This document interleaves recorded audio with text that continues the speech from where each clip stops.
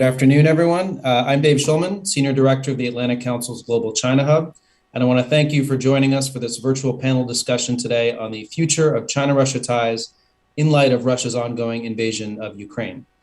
The remarkable joint statement from Xi Jinping and Vladimir Putin released after their meeting earlier this month raised some serious concerns about what a deepening Russia-China partnership with no limits, as they put it, means for the United States, our allies, and the rules-based international order, including speculation about how Beijing might find ways to support a Russian invasion of Ukraine in the near term. Since Russia's full-scale invasion of Ukraine, which appears to have surprised Beijing, Beijing has been trying to maintain a balancing act between rhetorically supporting what it calls Russia's legitimate security concerns, refusing to refer to Russia's actions as an invasion, and assigning blame to the United States and NATO while still underscoring the Chinese government's claimed support for sovereignty and the principles of non-intervention, as well as abstaining from the most recent vote in the UN Security Council instead of vetoing them alongside Russia, much like in 2014. So I think it's safe to say all of this paints a more complicated picture of China-Russia ties than the joint statement would have us believe. The inherent tension in China's approach is playing out in real time, and the narrative here could shift rapidly. But the key question we want to grapple with here today is, as Russia is increasingly isolated from the international system, what decisions should we expect from both China and Russia regarding their relationship in the days ahead as this crisis unfolds? And then how are those decisions likely to shape the trajectory of the relationship in the months and years to come? And what is going to be the impact for the United States, our allies, and the global order? We brought together an outstanding group of experts from across the Atlantic Council for today's discussion, and I'd like to introduce them now. First, we have Ambassador John Herbst, Senior Director of the Atlantic Council's Eurasia Center and former U.S. Ambassador to Ukraine. Those in our audience who've been following Ukraine and what's been happening know that Ambassador Herbst hardly needs an introduction, but I should note that during his 31-year career in the State Department, he also served as ambassador to Uzbekistan and was the coordinator for reconstruction and stabilization, among numerous other prestigious positions. Next, we have Julia Friedlander, the C. Boyden Gray Senior Fellow and Director of the Economic Statecraft Initiative in the Atlantic Council's Geoeconomics Center. Ms. Friedlander previously served as a senior policy advisor for Europe in the Office of Terrorism and Financial Intelligence at the U.S. Department of the Treasury, as a macroeconomist in the Europe Office in Treasury's Department of International Affairs, and as director for the European Union, Southern Europe, and Economic Affairs at the National Security Council. And last but certainly not least, we have Dr. Sarah Kirchberger, a non-resident senior fellow with the Scowcroft Center for Strategy and Security. Dr. Kirchberger serves as head of Asia Pacific Strategy and Security at the Institute for Security Policy at Kiel University. Before joining ISPK, she was assistant professor of contemporary China at the University of Hamburg and previously worked as a naval analyst with shipbuilder TKMS Blohm and Voss.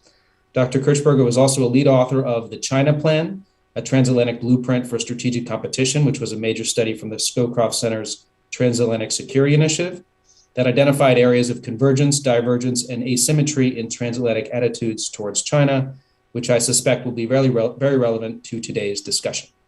So with that, I'd like to get started by inviting each of our panelists to share some initial comments on today's topic of discussion, starting with Ambassador Herbst. Ambassador Herbst, over to you. Okay, thank you very much, David, for putting together this very important conversation.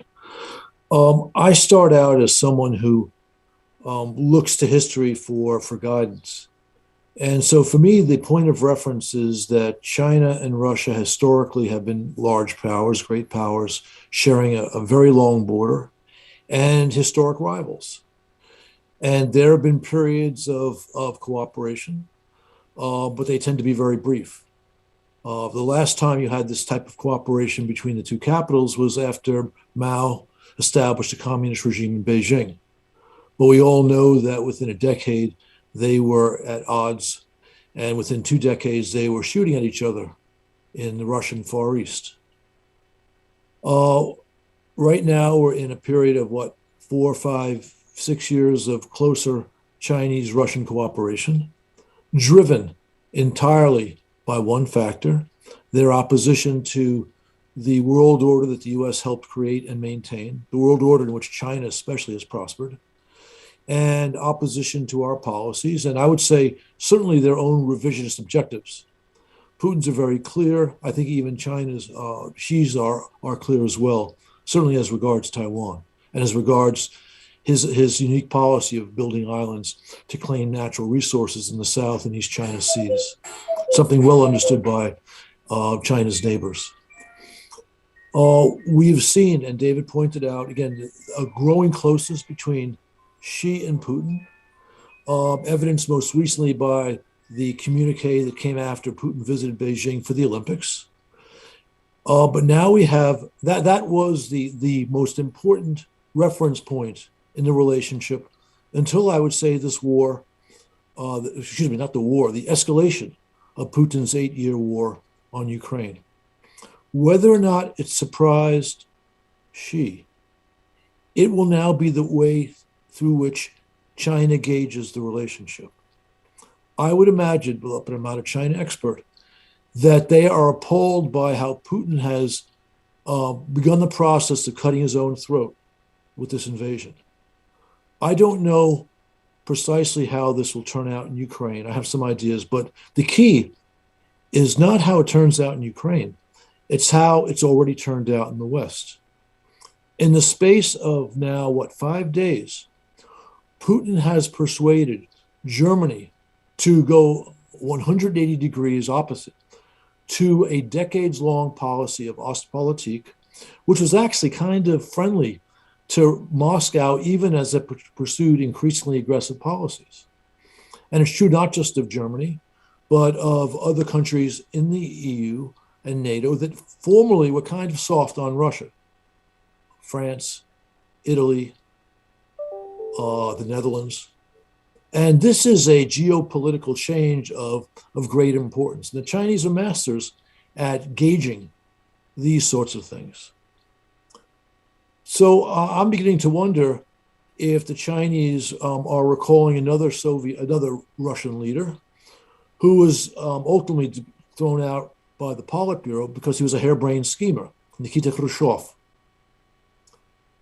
And I think it's important to stress that the relationship between the two powers is unusually personalistic, based upon, again, the ties at the very top.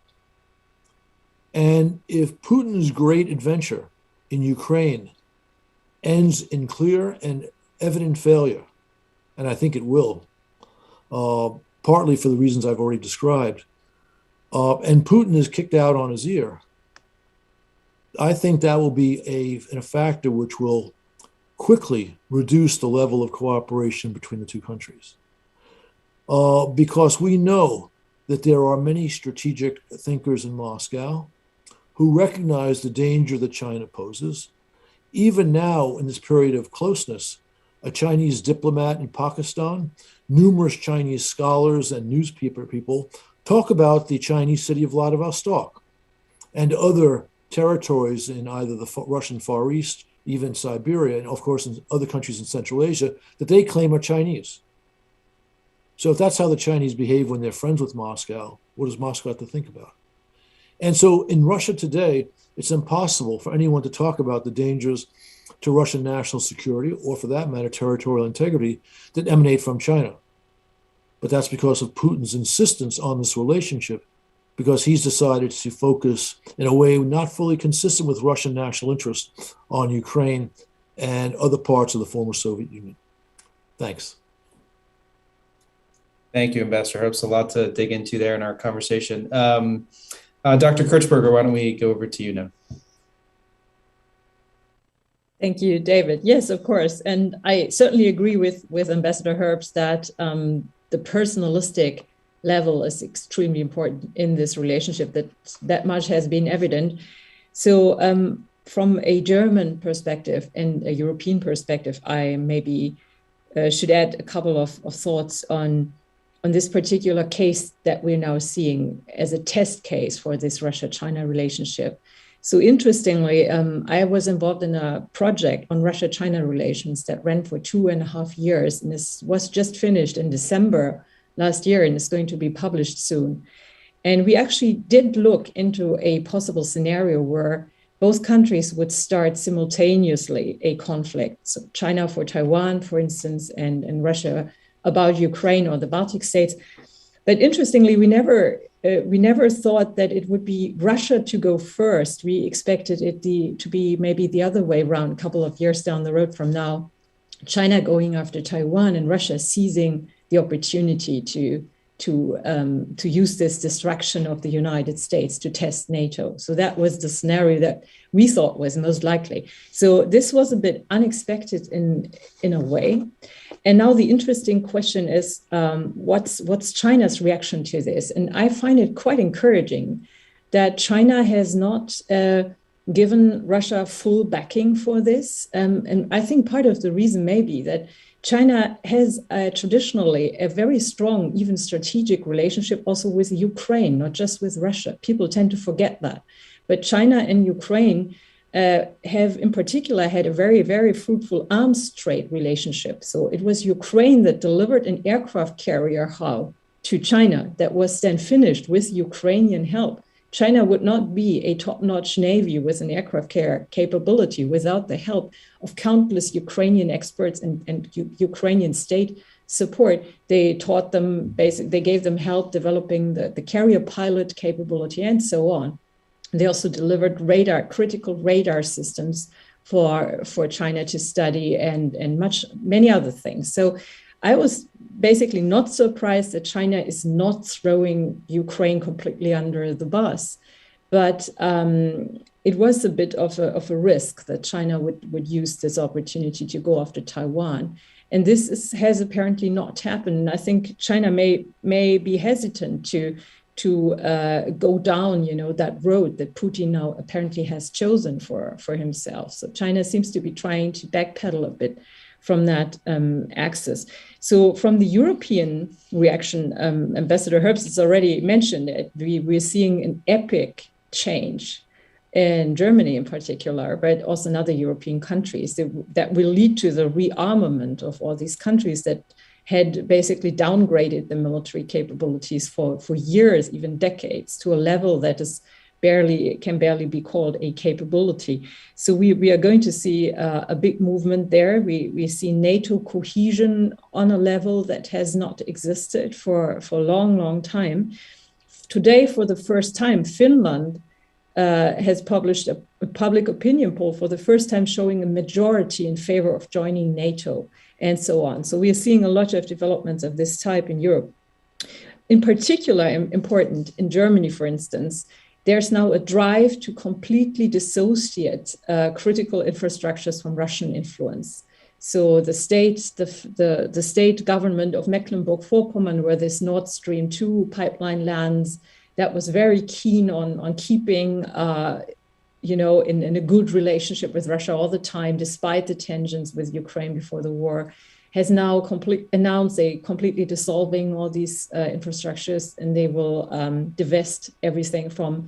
We will now have an LNG terminal in Germany that's also been announced today, and so on. So there's a complete understanding now that putting one's critical infrastructures and one's critical needs in the hands of autocratic governments comes with a certain level of risk. And I'm sure this will not stop at Russia. When the dust has settled from all of this, the same thinking, I think, will be extended towards China as well, in terms of what level of risk can we accept in our dependency on China.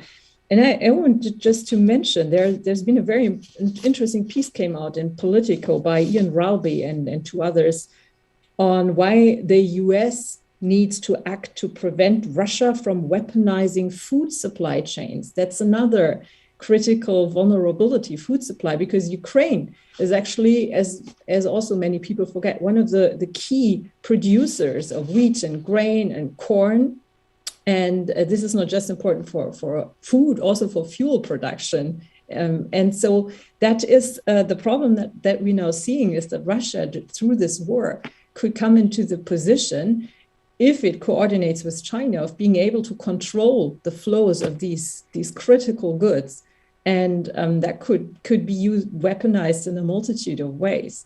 So we haven't really looked, in short, into all these potential ways in which vulnerabilities can be weaponized by a malign actor.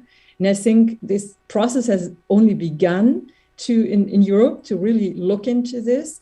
but Russia has definitely achieved the goal unintentionally of helping us get up our game pretty quickly. So I'm actually confident this will lead to lasting changes. Yeah, maybe so much from my side.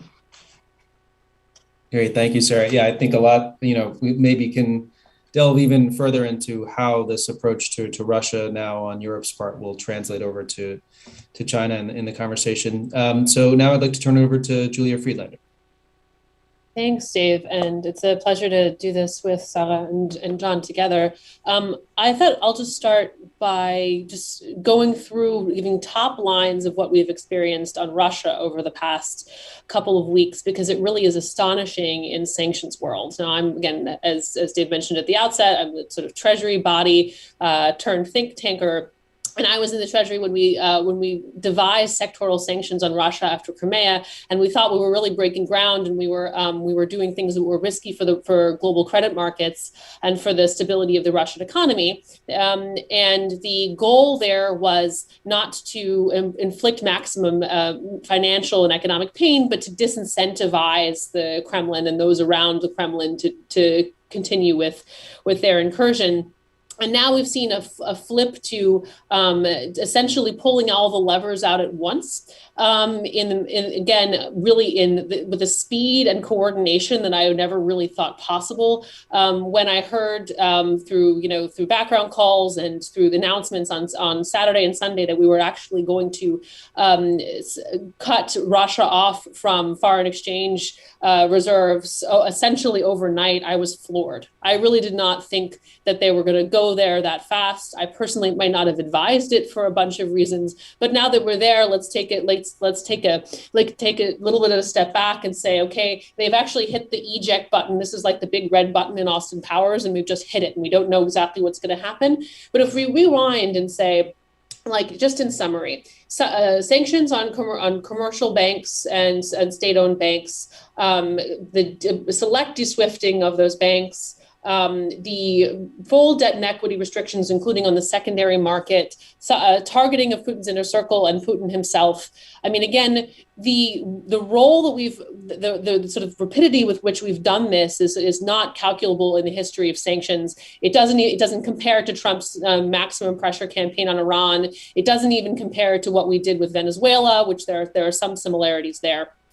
And I think we'll have to, the global market is going to have to react to this, and we're experiencing it in real time with potential essential bottoming out of the Chinese economy of the Russian economy over the coming days, both in credit markets and in currency markets. And so what is China going to do with this? I think that my partners here on this panel know Russia and China better than I know either. But I would say if I were a calculating actor here, I'd be looking at each of these measures individually and to see how they're going to affect me. The first is secondary sanctions, which might actually come down the pike, right? On SOEs, on the banks, and that will actually directly implicate anybody around the world who is dealing with Russia. And from my experience, the Chinese play a big game about the extraterritoriality of U.S. sanctions, and we are, and this is our sovereignty, and this is our banking system, but they actually comply with most of them. So that is, so I think that's a big sort of open question there. The second is on export controls, which is we've used a novel instrument previously only used on Huawei. So the Chinese will be familiar with this when we see how we implement it. Of course, with Huawei, we implemented it so fast that we had to put in so many licenses that the actual implementation of it looked like Swiss cheese in the end. But again, we're using the foreign direct product rule, which is almost like a secondary sanctions in the export control world that actually implicates China in the supply chain. So anyone in the supply chain exporting to Russia is actually subject to U.S. penalty. If we can figure it out where they're actually doing that and actually figure out what's going on, that's another story in implementation. And so that is another black box. The third that I'll mention is also in credit markets, right? I mean, the foreign exchange reserves, the Chinese hold about 13% of that, and so this is they have a credit line with Moscow. If they did choose to help the Russians out, they absolutely could. But why would you do that? Seeing that the Russian economy is bottoming out, are you ever going to see a return on that? So I think that there's when we were ramping up on Venezuela, the Russians were putting little green men in there, and the Cubans were delivering doctors. You know, the Chinese actually toyed with the idea of extending a line of credit to Maduro, and they didn't. And I think that they did that. They didn't do that because they were like, well, why would we do this, right? We're going to lose the money. So again, I think just going back to what John and Salah were saying, it's about weighing potential cost benefit in the economic and financial sphere with what you can gain politically from that, right? And I think that is going to be, in the coming weeks ahead, a really thin line to draw in Beijing.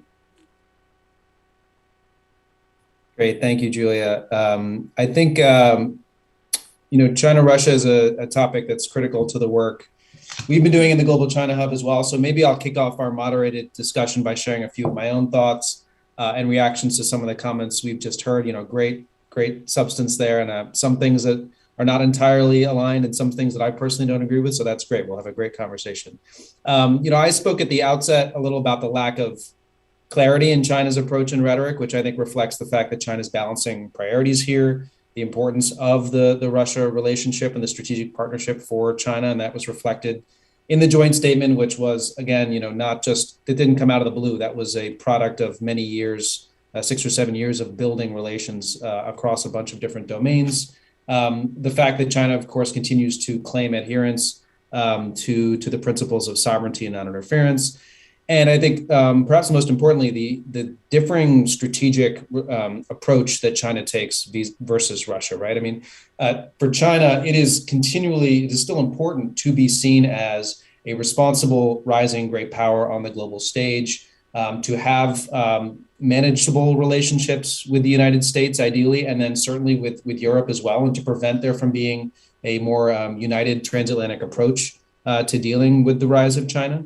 And so I think, those balancing those interests have been interesting to watch, and those have played out in real time as we've watched kind of the contortions that China's taken in its rhetoric. And we've even seen this week, we have the 50th anniversary of normalizing of relations between the US and China. We have Foreign Minister Wang today at an event marking that, underscoring the desire for cooperation with the United States and Asia, wanting to partner, between BRI and the G7's B3W. And so I think, that dynamic is important to keep in mind when we watch what China's doing and how they're responding to Russia's invasion of Ukraine. And I think on the whole, though, despite Chinese leaders' strong preference that Russia had not invaded, I think it's definitely a complication for China. And in their perfect world, you would have had an extended situation with Russian, kind of threats to Ukraine, but that were not acted upon. I think you can still see a very clear tilt to support Russia's position, much more so than we saw in 2014. And if anything, I think China's support for Russia's core position and its assertion of the U.S. and NATO as the problem, as the culprit in this situation, has gotten stronger over the last few days. And so I think, as expected, China has rejected strong sanctions and other measures that the United States and Europe have placed on Russia, the kind of things that Julia just laid out. And I think we can expect to see China blunting the effects of sanctions and export controls. At least that's my opinion. Julia, I'd love to hear, kind of dig into this a little bit more from your perspective. But I think, to the extent that China thinks that these things won't unduly jeopardize their access to the U.S. market or financial networks or technology, we will probably see some continued bank lending by smaller policy banks with less exposure to the dollar system, like the China Development Bank or Exim Bank. I think we'll see, stepped up trade, which has, doubled in the last several years, and has also become a little less dollar reliant, more focused on, trade in renminbi and rubles, although it's still very, USD, US dollar still very much involved in that trade. And then I think we will see moving ahead on energy resource deals that also can skirt the US dollar and involve loans and credit in renminbi. We've seen a lot of that in recent days. We saw more on that at the Xi-Putin summit, agreeing on more deals between Gazprom and CNPC, as well as with Rosneft.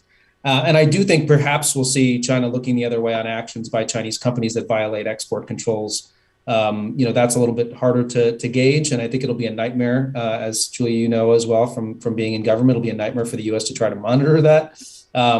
But I do think some of that will continue. But I think we shouldn't be generally surprised that China has gone in this direction of supporting Russia for the most part, even if they won't come out and actively defend an invasion or even call it an invasion. Russia is China's closest and most important strategic partner, full stop. And I think absent, and I think Ambassador Herbst makes a very good point, if you see Putin's removal, that might change. But absent that, I think I see this relationship personally deepening and continue to deepen over the coming months and years. They view the United States as their shared principal rival, as we've said, but also as a threat to each regime's grip on power. They jointly want to revise the global order and push back on the perceived threat of U.S. allied open societies on their peripheries. And we saw a lot of this talk about democracy in the joint statement. I think it was dismissed by some as kind of fluff at the top, but I think that's really central to their view of how to deal with the United States, and they really want to revise the liberal order. And I think on the flip side, the sheer value for each country of not having to concern themselves with a 2,600 plus mile border as they deal with a multitude of problems, China to the east, Russia to the west, as well as internal issues. I think that's also something that really we shouldn't discount. So I think that, as China tries to limit damage to its ties in Europe that results from any support that it's going to give Russia, and I'd be curious what Sarah thinks about this, but I think China's going to try to muddle through. They're going to try to count on the fact that outrage at China over this will lessen over time, and that attention to any Chinese quiet support, or they'll try to keep it quiet, for Russia's weathering of sanctions will eventually dissipate.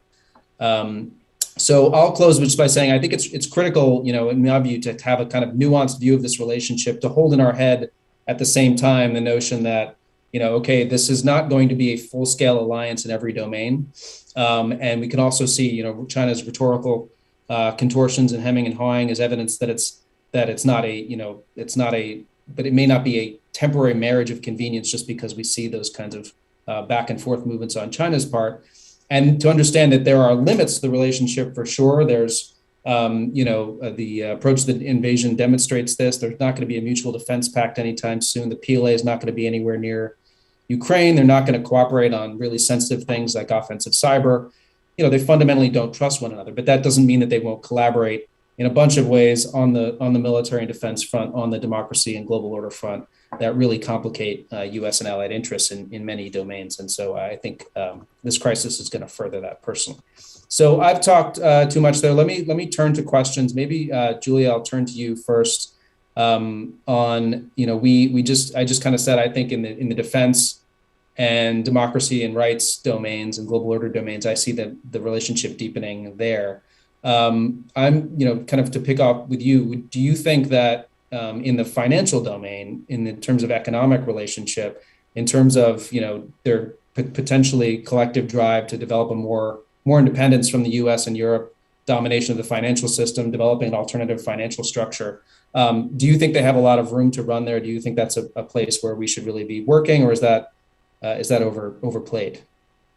Thanks, Dave. I think it's both, right? I think that we're certainly on the sort of a longer term perspective that, Russia and China could develop means of settlement, even, get an alternative to SWIFT, and certainly different, supply chains that don't incur, implicate Western components. But it'll be, I do think that is probably going to be their ultimate goal when, as a result of Western pressure, they're going to be sort of pushed together whether they want to or not.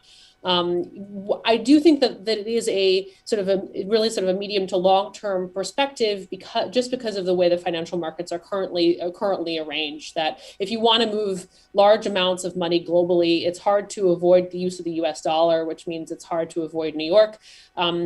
They move away from settling trade transactions away from the dollar, has pushed them towards the euro. So again, as you see the Europeans mirror U.S. measures, they're going to encounter the same hiccups there.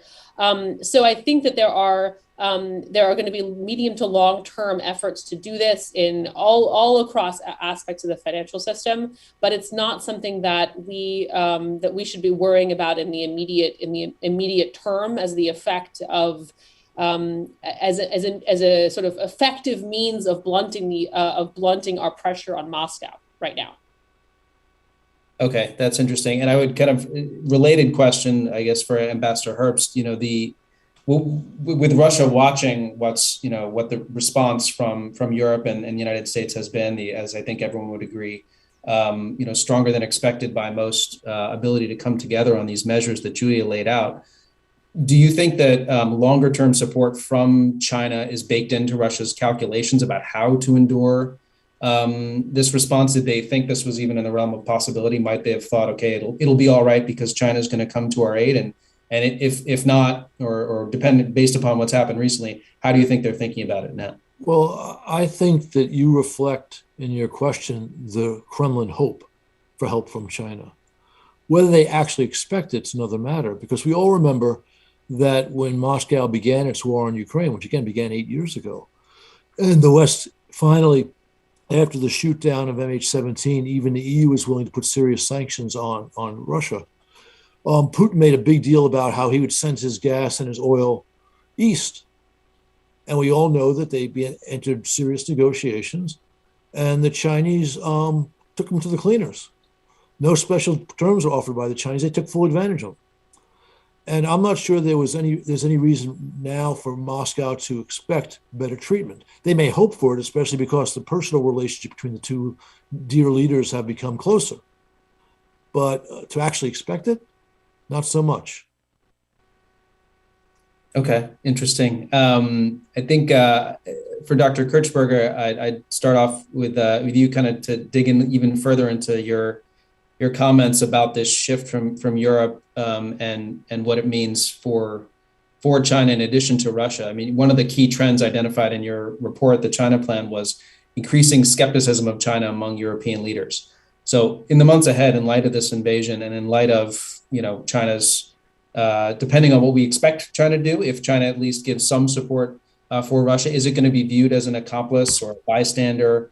And do we expect greater support for stronger policies towards China on tech and trade, or even on anti-coercion instruments and support for Lithuania and these kinds of things? Well, I think that certainly China, if it fails to at some point at least condemn the atrocities that are being inflicted on the Ukrainian population with these horrific bombing campaigns and missile strikes, that certainly China will be seen as some sort of accomplice of that. So in Germany in particular, the mood is often like that, and people really abhor war in all of its forms. So some Germans have trouble accepting the notion that there may be cases of a just war, but they certainly do not condone any sort of, harming of civilians on that scale that we're seeing in Ukraine. So I expect China to have great difficulty maintaining sort of a good image in Germany if it fails to distance itself from the Russian campaign. And I think I'm on page more with you, David, in terms of what this relationship between China and Russia at its basis is then with Ambassador Herbst due to the project that we worked on. So I do think there are many structural factors actually pulling China and Russia together beyond only this personal relationship between Putin and Xi. I mean, not least only because they trust China enough not to take advantage of Russia right now. They were able to pull all those troops towards Ukraine, away from the theaters in the East. They wouldn't be able to do that in case there was actual mistrust. So I think there is a structural reason for the cooperation. But I do, however, also think that this war that we're seeing right now is really putting this cooperation to a test.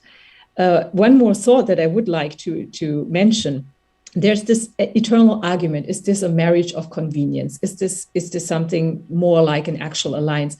I think we sometimes miss the point when we are discussing this, because the question should not be, is this going to end up in a NATO-like structure of mutual, defense or something? The question is, how much harm can they do together, even if it's just a very short-term and very opportunistic type of cooperation? Because historically, if you look historically, how authoritarian countries have acted in unison in history, sometimes these alliances were very short-term and ended abruptly, but they often, caused great havoc. Look at the Hitler-Stalin cooperation. So, and this is my worry, that we fail to see what's really of the essence here. Of the essence is whether these countries use a particular point in time to coordinate their activities in a way that is very harmful to the West or to the Western world.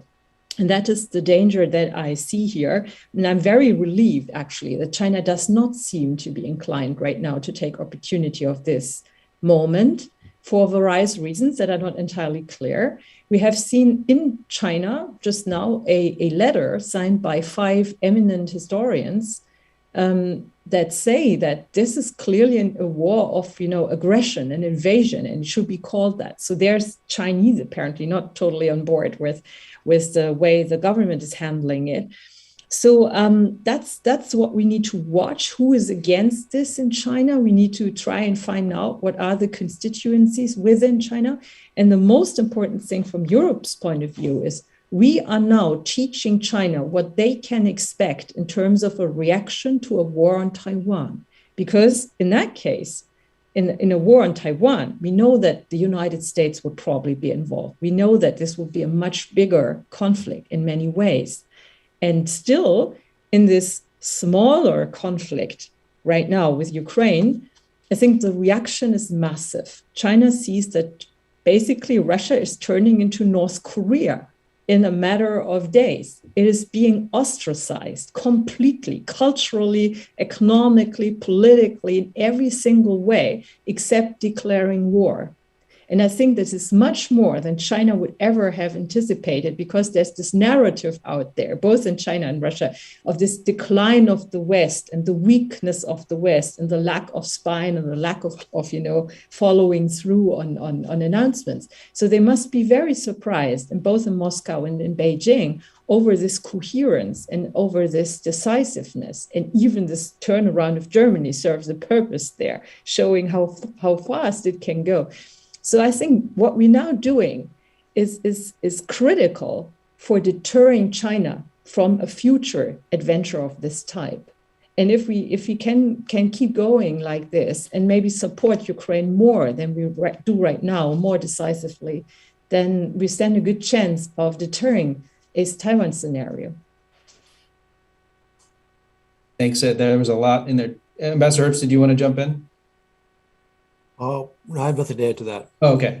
Couldn't tell if you were muted. Yeah, I would just say, I think, Sarah, you touched on a lot there, especially I think the dynamics inside China are very interesting, kind of reports of mostly widespread support for Russia on, the Chinese internet, but then, these academics coming out. And of course, a lot of what's out on the internet is censored. And we've actually seen those censorship orders around anyone not supporting Russia or supporting taking a different line. So it's hard to see exactly, where the population is, but that's an important dynamic to watch closely. And I think on the Taiwan piece, and I want to ask you and also Julia a question on this. I think, to be devil's advocate, is there any reason that China should genuinely be worried that European allies in particular could be even half as united in responding to China over Taiwan as we've seen over what's happening in Russia, given how different Chinese and Russian positions are in the global economy, China's economic leverage in Europe, and as we've discussed, watching the speed that this went from,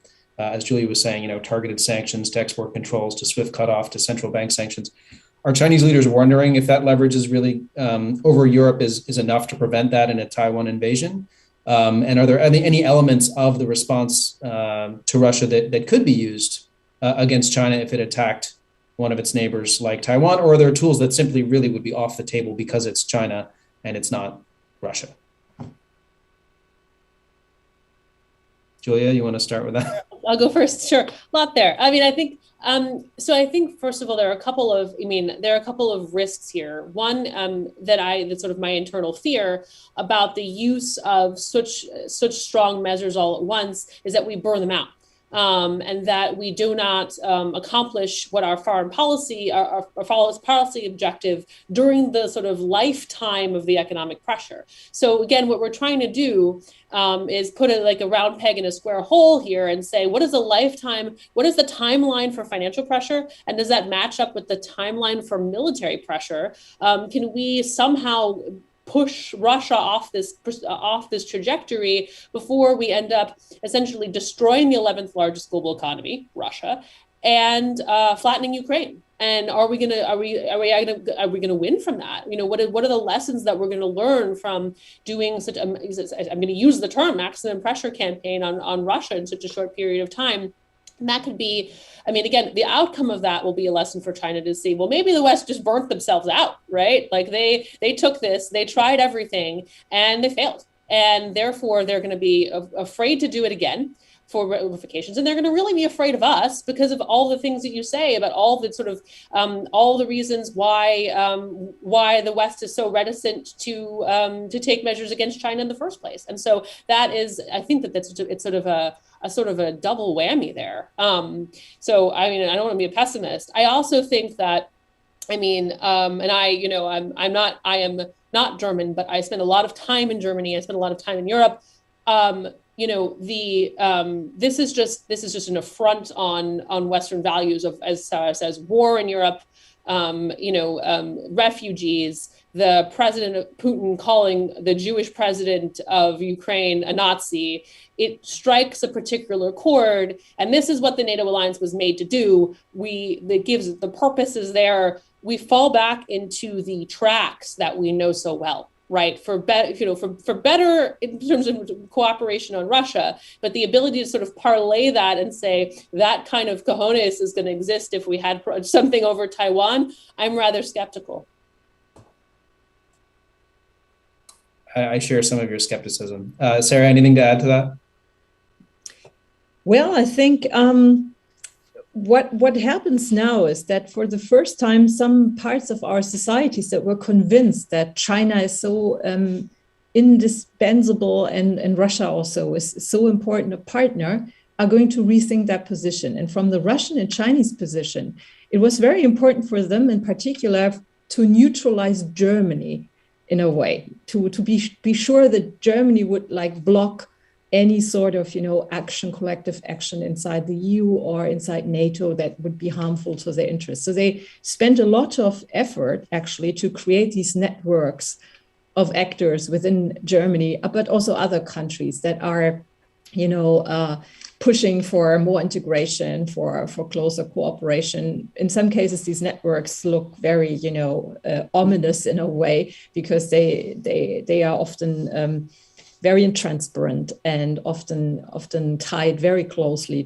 in Germany to former officers of the former Eastern German security apparatus, and also tied very closely to the oligarchs and the oil sectors and so on, gas sectors in Russia. So what happens now is that this is coming to the forefront. So normal Germans were probably unaware of these structures, and they genuinely believed that Russia is so indispensable or that China is so indispensable. But in reality, it cuts both ways. China is also extremely dependent on its export markets and access to the world's markets.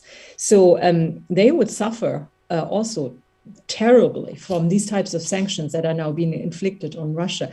And in particular, sanctions have been one of these things that Russia and China have constantly brought up in terms of why they need to cooperate, because they think it's so unjust to be sanctioned. So both are subject to sanctions from Western countries. And that has always been used as an argument, saying the West is so coercive towards them, trying to keep China and Russia down. So I think this mother of all sanctions that we're now seeing inflicted upon Russia shows Russia and China that the sanctions that they've been complaining so much about in the past are nothing in comparison with that. And I think, looking at it from Beijing's point of view, two things really should scare them. One is this newfound, spine of the West that they probably didn't think existed.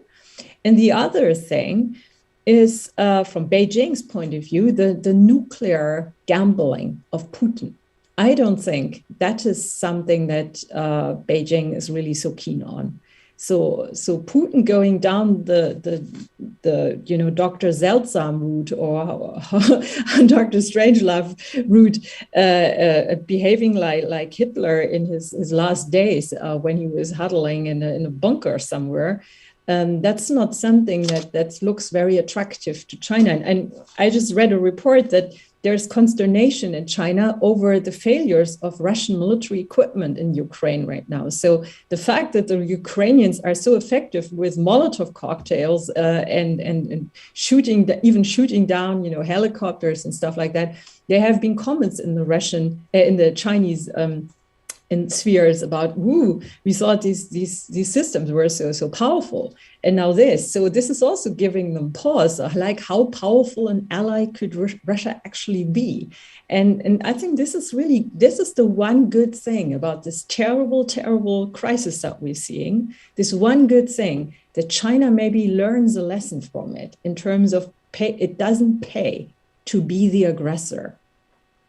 I think those are all great points. I think the underscoring the fact that this is a two-way street, and that the combined economic strength of U.S. and our allies is something that China needs to take into account. It's often seen from the perspective of, well, China has all of this leverage over European allies or those in Northeast Asia and elsewhere. But collectively, there's obviously just a ton of strength in what the US and Europe can bring to bear. And China's learning that. And then I think the Europeans themselves are learning what they're capable of. And as you're saying, it's applied to Russia right now, but potentially could be directed at China. I want to turn to an audience question for Ambassador Herbst, and then kind of add to it. So one question was, given that the panel has highlighted the importance of the personal Xi-Putin relationship, does that mean that Xi's counsel to Putin could help moderate Russian actions? I think obviously, if there's been any of that thus far, we've seen that it hasn't. But I'm curious if you think going forward it has that potential. And then relatedly, you in the past, Ambassador Herbst, have written about the limits on the relationship, and part of that being because of Russia's discomfort with being a junior partner in the relationship. And I would think one of the outcomes of this, no matter how tough a bargain China pushes with Russia, will be that Russia will inevitably be even more of a junior partner in the relationship because it has effectively nowhere else to turn. So, how do those elements work together in Russian calculus? I'll start with the last point.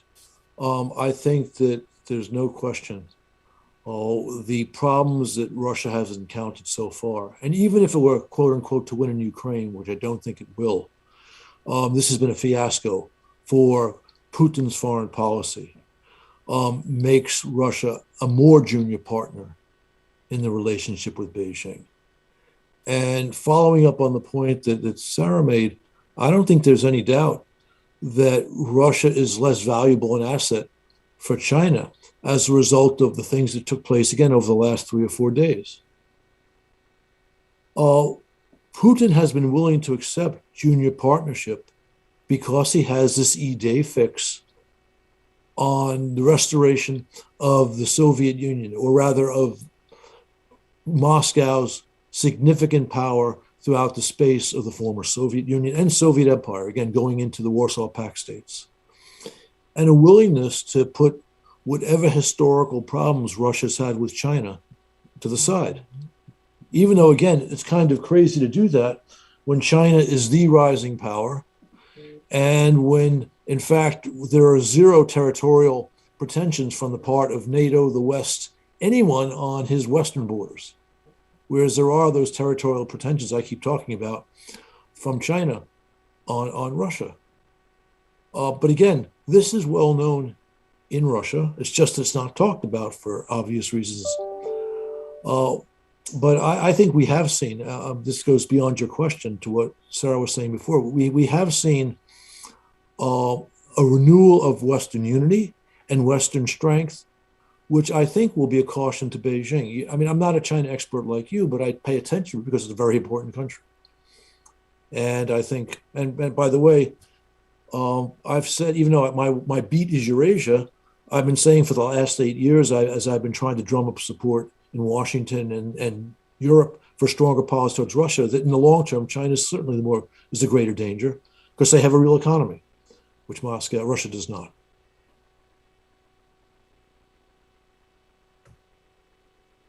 Yeah, I agree. I think that junior partner aspect is critical, and kind of where that goes will be the thing to watch in terms of how Russia engages with China going forward. And I'm curious to see whether China does give Russia a kind of better deal this time around or not, based upon how much the relationship has deepened over the last 6 years, or they'll just take advantage again. What I'm about to say Yeah. is better as a one-off than as an analysis. But Putin's failure in this crisis makes him risking being a Lukashenko to Xi. In other words, you diminish that much. But of course, that's not fully accurate, because he's not going to take orders from China the way Lukashenko will take orders from Moscow. Yeah, that's a good point. And I think related to that, I have a question from the audience. And this is, I guess, for everyone, but maybe specifically for Sarah, and maybe I'll chime in as well. What substantive positive incentives is the West willing to offer China to outweigh the strategic benefits of its relationship with Moscow? Now, I think Ambassador Herb has just laid out that maybe the benefits of that relationship have been diminished for China in the last several days, but curious what anyone thinks about that. What should the West be offering China, if anything, to try to encourage pulling away from Moscow at this point in time? David, do you want me to start? Yeah, go ahead if you would. All right. So I wouldn't put it that way, like offering something to China. This should be like the minimum that you can expect from any country is to behave in an acceptable way, which would mean not invading other neighboring countries. This should not be something you get a prize for. This should be the expected minimum standard of behavior. And this should be signaled to China.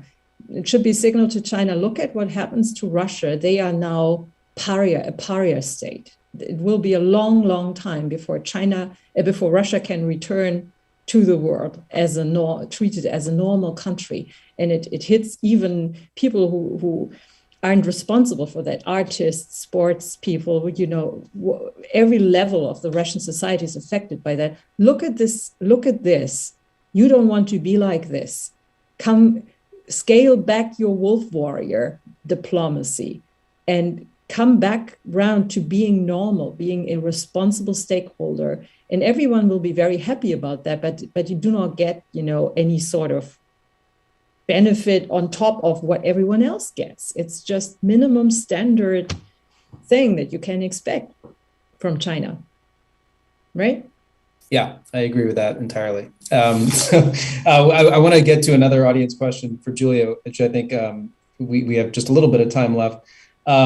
Could sanctions accelerate the growth of cryptocurrencies and weakening of central bank tools? And related to that, I would add, do you expect this to push forward the cooperation between China and Russia on digital currencies?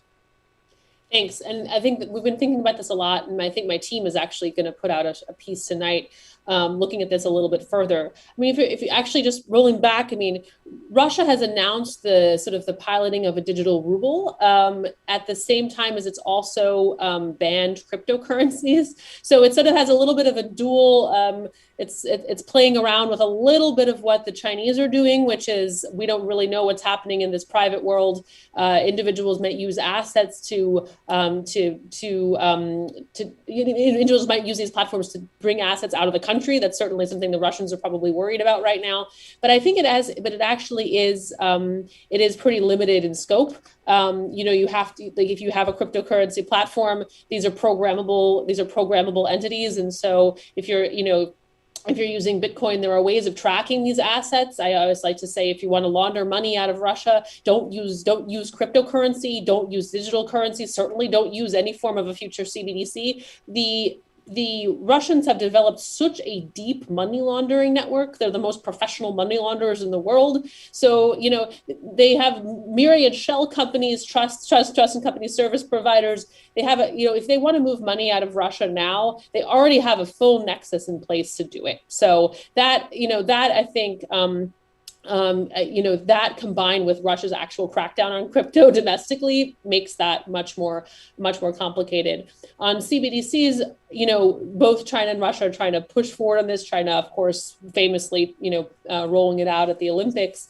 But again, in order to make these comparable, and they have to be able to also agree on data sharing agreements between each other. They have to figure out how their currencies are going to be convertible out of a digital currency. Again, so there are a lot of sort of like nitty gritty law enforcement, intelligence, financial regulatory issues that are going to make it harder for them to really roll this out. Not to say that it's impossible in the future, but I'm not. But again, if I were Russian, I would say I'm not going to be able to take my assets out of this country, or I'm an oligarch and I say, oh my God, I'm going to be sanctioned. I'm not going to switch to digital currency in order to do that. I'm going to look to my local, purveyor of a shell company around the corner. Great, thank you. Maybe for our last word, Ambassador Herbst, I'll turn to you, as someone who's probably the most skeptical of the China-Russia relationship as something with legs. What would you advise U.S. policymakers, European policymakers to do to ensure that is in fact the case, in the next week or two and three, but also in the kind of months ahead? My view is that the much greater threat to the United States in the long run is China. And I believe that when there's a return to better strategic thinking in Moscow, it'll be recognized that China is in fact a greater threat to Russia than it is to the United States. And then they will become our partner, not ally, as we help them if China then moves on Russian territory in some fashion. That's how I see this playing out. And I think the way to make this happen is to stop Putin in his current aggressive designs, which will lead to an adjustment in strategic thinking at the leadership level in Moscow. And if we're lucky, and never count on luck, but don't exclude the possibility, this sort of smart policy making with the much weaker danger to us might encourage less belligerent behavior in China. That's a good optimistic way to end. Thank you very much to all of you. This was a great panel, good discussion. I know a lot of interest on this subject, obviously, right now. And so I want to thank all of you, thank our audience, thank the Eurasia Center, the Geoeconomics Center, the Scowcroft Center, as well as others at the Atlantic Council, like the Digital Forensics Research Lab, that are continuing to do great work on the China-Russia relationship. And we will continue to be digging into this relationship, and you should look more from on this topic from the Atlantic Council in the weeks and months ahead. David, yes, may I do something I'm really incompetent about in some ways about promotion of our work? Please do. But we produced a strategy paper on Russia about 3 weeks ago, okay, which has all the points I've made here on Russia, China, plus other ways to look at managing Russia, which I think doesn't look bad in light of what Putin's done the last 2 weeks. So you can look for that online from us. Thank you, David. Sorry about that. Good. No, that's great. Look for that, as well as other great things coming out of the council in the near term. So thanks, everyone, for attending, and enjoy the rest of your day.